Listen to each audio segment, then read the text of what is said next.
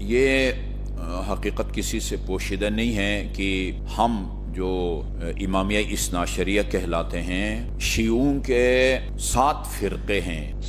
یہ 7 کے 7 فرقے امام حسین کی امامت تک متفق ہیں، امام زین العابدین کی امامت تک متفق ہیں۔ اس کے بعد سے پھر یہ تقسیم ہوتے ہیں، بعض نے امام زین العابدین کے بعد ان کے بیٹے زید کو امام مانا، بعد نے امام محمد باقر کو۔ اسی طرح وہ جو ہے نا وہ مختلف اماموں کے زمانے میں لوگ منحرف ہوتے گئے اور یعنی باطل اماموں کی امامت کے قائل ہوئے۔ اس طرح 7 فرقے بن گئے ہیں، زیدی ہیں، کیسانی ہیں، فتحی ہیں، اثنا عشری ہیں، اسماعیلی ہیں، جارودی ہیں۔ تو ہم الحمدللہ اثنا عشری، امامیہ اثنا عشری کہلاتے ہیں، جو رسول خدا کے بعد امیر المومنین اور آپ کے بعد باقی آپ کی 11 فرزند آج امام حسن عسکری علیہ السلام کے فرزند ارجمند امام زمان کو اپنا آخری امام مانتے ہیں۔ اور ہمارا یہ بھی عقیدہ ہے کہ جس طرح نبی کو اللہ تعالیٰ مقرر فرماتا ہے، اسی طرح امام کو بھی اللہ تعالیٰ مقرر فرماتا ہے۔ صحیح السند ہمارے پاس روایات ہیں، حدیث قدسی قرآن میں نہیں ہے 12 اماموں کے نام، لیکن حدیث قدسی جو کہ کلام خدا ہوا کرتا ہے قرآن کے علاوہ جو کلام خدا ہے وہ حدیث قدسی ہے۔ اور یہی تعریف اہل سنت علماء کرام کے ہاں بھی ہے، ہمارے ہاں بھی ہے۔ حدیث قدسی کے مطابق اللہ تعالیٰ نے رسول خدا کے بعد امیر المومنین سے لے کر امام زمان تک ایک ایک امام کا نام اور ان کی ولدیت کو بیان کیا ہے۔ اللہم صلی علی محمد۔ اس موضوع پر بہت ساری کتابیں لکھی گئی ہیں۔ بہترین کتابوں میں سے میں آج کم از کم جس کتاب کا نام لے سکوں گا، مرحوم صدوق جو امام زمان اجل اللہ تعالی فرجہ شریف کی دعا کے نتیجے میں یہ پیدا ہوا، اس دنیا میں آئے۔ ان کی کتاب ہے کمال الدین و تمام النعمہ، بلکہ میں نے سنا ہے یہ کتاب خود امام زمان کی اشارے یا ہدایت پر انہوں نے لکھی ہے۔ کمال الدین و تمام النعمہ اردو میں 2 جلدوں میں ترجمہ ابھی موجود ہے۔ بہترین کتاب جو اس موضوع پر لکھی گئی ہے، بہت ساری لکھی گئی ہے امام زمان کے بارے میں۔ غیبت النعمانی ہے، آیت اللہ گلپایانی صافی کی کتاب منتخب الاثر فی احوال الامام الثانی عشر ہے، جس کا اردو ترجمہ جمال منتظر کے نام سے ہے، اور انڈیا کے مستند عالم دین نثار جون پوری نے ان کا ترجمہ کیا ہے۔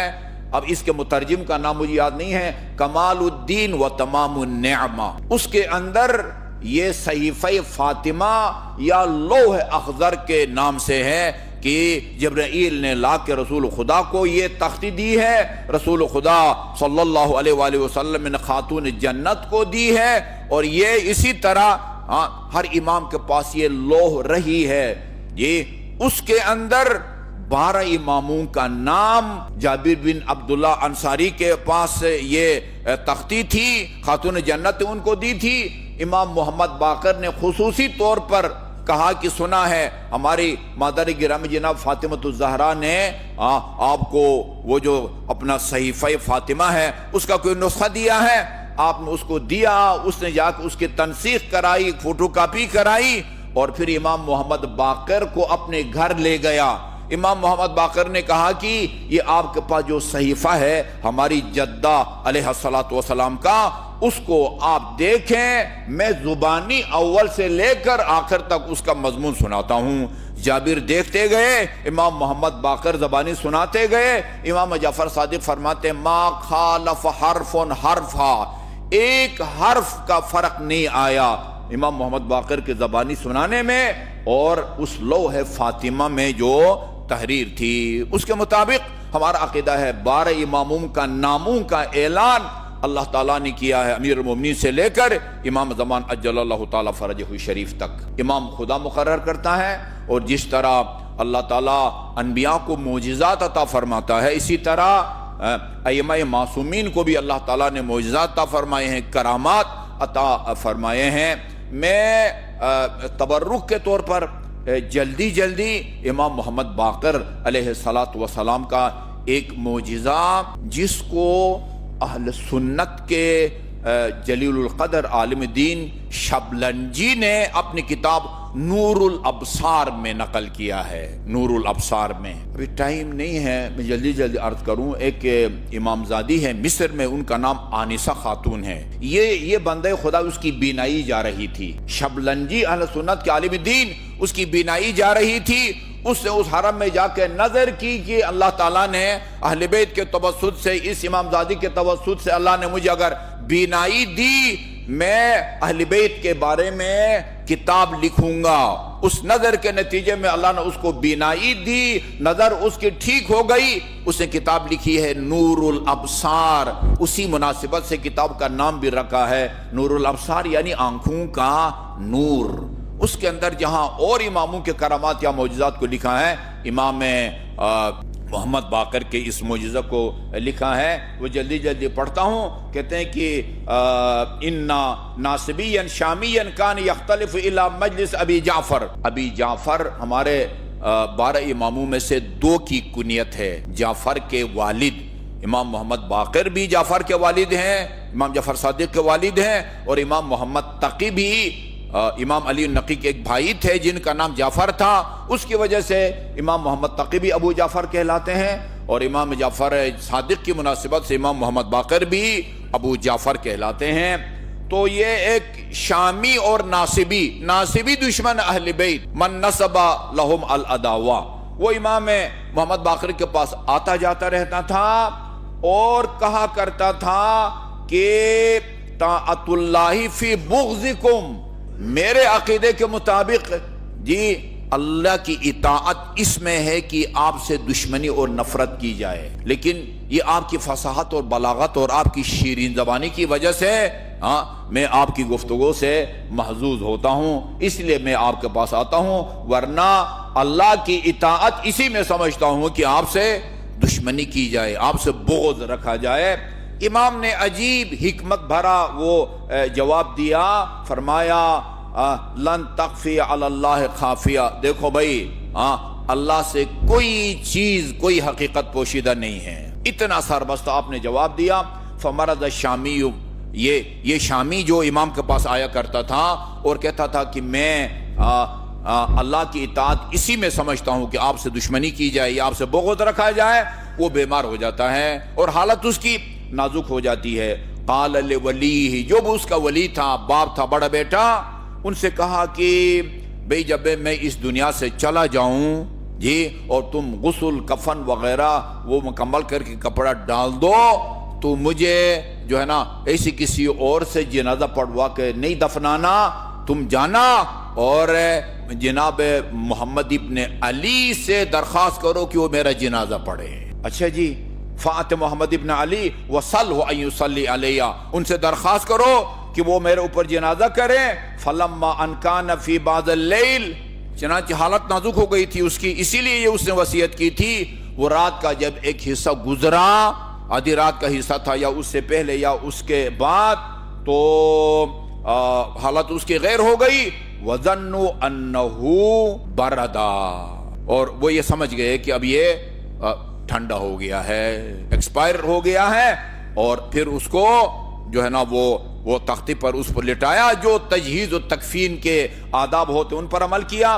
فلما ان اصبح الناس، جب صبح ہوئی، خرج الولی، اس کا جو بھی ولی تھا، بڑا بیٹا یا جو بھی تھا، وہ امام جعفر صادق علیہ الصلوۃ والسلام کی طرف روانہ ہوا اور کہا کہ میرے والد کی وصیت ہے کہ آپ تکلیف کریں، زحمت کریں اور ان کا جنازہ پڑھیں. آدھی رات کو وہ اس دنیا سے رخصت ہو گئے ہیں. فقال ابو جعفر، امام نے فرمایا جلد بازی سے کام نہ لو. ان بلاد الشام سرد، سین کے ساتھ اردو میں اور فارسی میں سردی کو کہتے ہیں نا، عربی میں صاد کے ساتھ سرد بھی سردی کو کہتے ہیں، برد بھی کہتے ہیں ٹھنڈک کو. کہا کہ شام کی جو یعنی شہر ہے، ملک شام، وہ ٹھنڈا ہے، اور حجاز و مقدس جو ہے وہ گرم ہے، یہاں کا گوشت بھی بڑا سخت ہوتا ہے. جی ہاں، کہا چلے جاؤ. فانطلق وَلَا تَعْجِلَنَّ عَلَى صَاحِبِكُمْ هَلَا آتِيكَ، چلے جاؤ میں تھوڑی دیر میں آتا ہوں. وہ جلد بازی سے جو ہے نا وہ کام نہ لو، ایسا نہ ہو کہ کسی اور سے جنازہ پڑھوا کے اس کو سپرد خاک کر دو. قَالَ ثُمَّ قَامَ مِن مَجْلِسِهِ، امام علیہ السلام اپنی جگہ سے اٹھے. فَجَدَّدَ وُضُوءً، تجدید وضو فرمایا آپ نے. ثم عاد، اور کا فصلى رکعتین، 2 رکعت نماز پڑھی. ثم مد یدہ تلقاء وجہہ، اپنے چہرے کے سامنے دونوں ہاتھوں کو، مبارک ہاتھوں کو اٹھایا. الی ما شاء اللہ، کافی دیر تک ہاتھ اٹھا کے دعا کرتے رہے. ثم خر ساجدا، اس کے بعد آپ سجدے میں گرے. حتی طلعت الشمس، طلوع آفتاب تک آپ سجدے میں رہے. ثم نہض، اس کے بعد آپ اٹھے. فانتہى الی مجلس شامی، منزل شامی، اسی شامی کے گھر آپ پہنچے. فدخل علیہ، اور وہ جس حجرے یا کمرے میں اس کو رکھا ہوا تھا جا کے، وہ شامی چونکہ آتا جاتا رہتا تھا، شامی کا نام امام کو معلوم تھا، یہاں شامی کا نام نہیں ہے، شامی لکھا ہوا ہے. تو فدعاہ، شامی کو امام نے بلایا. فاجابہ، شامی نے امام کو جواب دیا. اچھا جی. ثم اجلسہ، اس کو اٹھا کے بٹھایا امام علیہ السلام نے. اور فدعا لہ بسویق، ستو منگوایا، ستو منگوایا اس کے لیے. اور جی ہاں، فسقاہ، اور اس کو ستو پلایا. وقال، فرمایا املؤ جوفہ بردن وصدرہ الطعام، اور کہا کہ اس کو جو ہے نا وہ ٹھنڈا کھانا، ٹھنڈا مشروب، ٹھنڈا معقول سے اس کے پیٹ کو بھر دو، اس کے سینے کو ٹھنڈا کرو. ثم انصرفا، اس کے بعد پھر آپ اپنے بیت شرف کی طرف جو ہے وہ روانہ ہوئے. اچھا جی. وَتَبِعَهُ الشامی، یہ شامی امام کی پیچھے پیچھے چل دیا. فما، شامی اس کے پیچھے. فقالا، شامی نے امام کے پیچھے پیچھے چلتے ہوئے کہا اشہد انک حجت اللہ علی خلقہ، میں گواہی دیتا ہوں کہ آپ اللہ کی طرف سے اس کی مخلوق پر حجت ہیں. جی ہاں. تو آپ نے فرمایا ما بدا لکا، کیا ہو گیا بھائی؟ کل تک تو ہم سے دشمنی اور بغض کو اللہ تعالیٰ کی اطاعت سمجھتا تھا. ما بدا لکا، کیا کوئی نئی بات سامنے آئی ہے؟ فقالا، شامی نے کہا اشہد انی امدت بروحی وآینت بعینی.